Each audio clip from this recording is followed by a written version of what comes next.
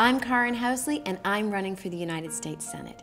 You already know the familiar refrain from career politicians who will tell you anything to get your support. Then, once they get elected, those promises go right out the window. That's not me, and I'm not a career politician. 7 years ago, my mom was diagnosed with Alzheimer's disease. She's in a nursing home now, and over the years, being her voice and her advocate has taught me a lot. Through this process, I realized that not everyone has someone to fight for them, and especially our elderly. When the Star-Tribune recently exposed horrifying tales of widespread neglect and abuse at Minnesota senior living facilities, I knew something had to change. These are our moms and our dads, our grandparents, our neighbors, and our friends, and they've been forgotten for way too long. Being the voice for our vulnerable adults has become my mission in the Minnesota Senate. I pushed for the creation of a brand new committee in the Senate that would focus on making sure our elderly Minnesotans aren't left behind. I spent 11 months asking the Department of Health for answers, and I wasn't giving up.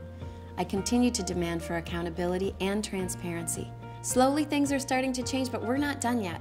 Over the course of the next months, we will travel the state to hear your stories and seek solutions to protect our most vulnerable here in Minnesota.